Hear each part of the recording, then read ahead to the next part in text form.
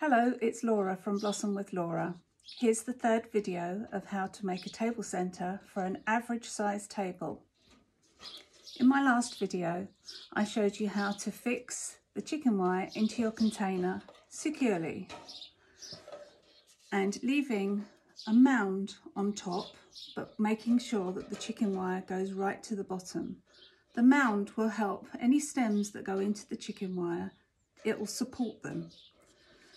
So when I said it needs to be even, as you can see here, all the holes, I would say, are practically even. There's none that are really sort of mushed up on this side and a bit empty over there.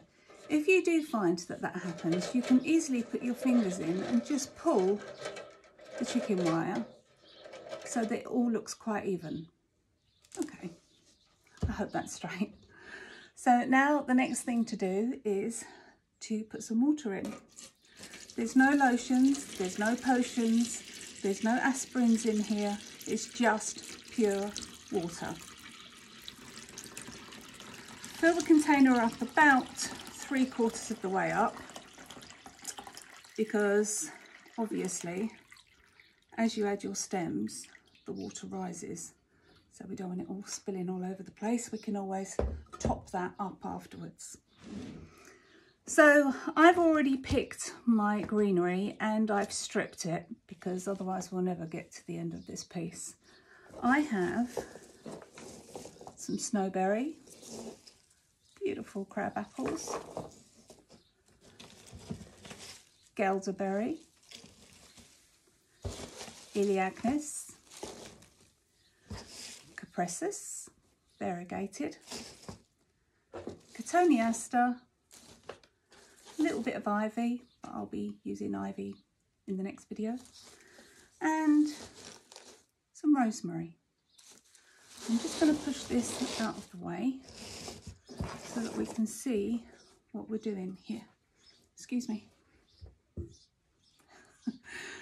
Right, so when we make our arrangement here, we're just going to make it really nice and flowing. Nothing tight, nothing tiny. Just go with the natural flow. And when you choose your piece of foliage to go in, as you can see, this is a piece of cupressus.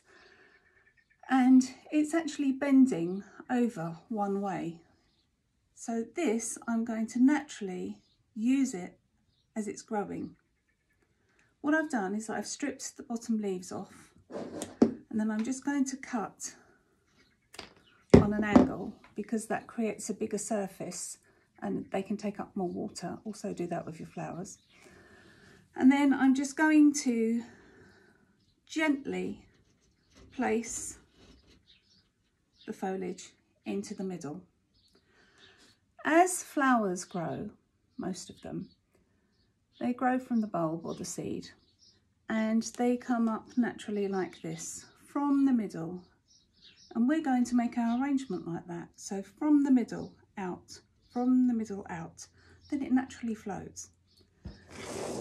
Next thing I've got, this lovely crab apple. Again, I'm going to cut that, and as you can see, that's also bending over. So I'm just going to place that in the chicken wire, not fighting with the chicken wire, and put it in. Another piece of cupressus. You see, now that also bends, but if I turn it round, it also bends that way. So I'm going to place it on the other side. Nice and flowing. Then I'm going to put my centerpiece in, which is going to be this bit of lovely Elaeagnus. And I'm just going to place it in the center. It doesn't have to be completely in the middle. It doesn't have to be like a soldier standing up straight. Just place it in the middle. I've got this lovely, everything's lovely, piece of rosemary, and even that you can see, even that is going over. So I'm just going to put that in there. snowberry in towards the middle. Look at this. Isn't that beautiful? Elderberry. So this elderberry, it sort of goes up at the end, as you can see, but if you can see, the branch actually goes over. So I'm going to put that in there. The wonderful thing about chicken wire is if you make a mistake, you can take whatever you're putting into the chicken wire out again. If you was using oasis, you shouldn't really do that because you've already made the hole and the oasis will become weaker and weaker. So this is a great way to practice. So you continue on round. Not every piece of foliage has to be exactly the same all the way around. Different variations is good. And now we're going to start to go sideways, I suppose you call it. As you can see, from the centre to the edge, there's like an invisible line down here. Now, when you put your foliages in, they don't have to be completely straight, but you're going to follow this invisible line. So when you're making your arrangement, turn it round, stand back, look at it.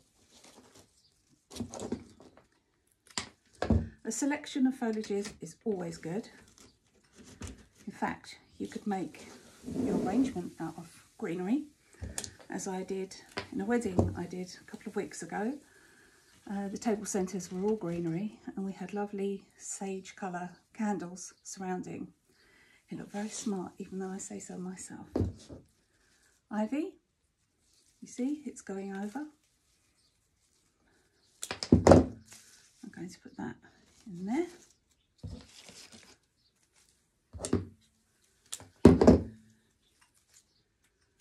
In here.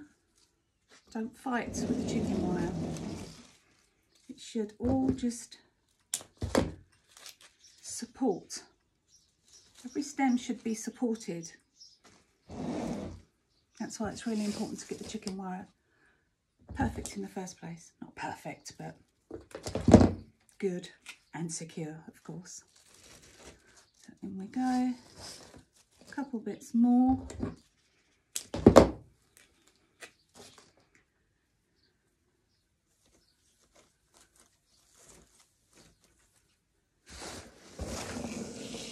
Lovely, lovely crab apples. Little stars that they are. And this one. Go in there. Now then, don't cram any arrangement with greenery or flowers, because sometimes more is not always great. You should be able to see and appreciate every piece of foliage and every flower that you put in there.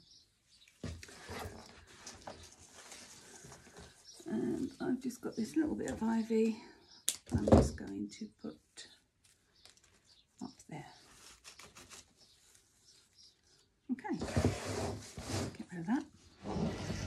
So you can see now that this is going down, and if I turn it round, this is going down. Yes, this might be quite high, but it's interesting. It's not higher than this one, the middle one, so that's okay. And you can see the shape that we're trying to get. In my next video, I'll show you how to use your flowers. And the one after will be a little bit of embellishment. I'm going to use some moss, some lichen, some apples maybe, whatever the fancy takes me. If you have any questions for me, please ask away. Just let me know that you're taking notes, or if something's not clear. It all helps. Until next time, bye bye.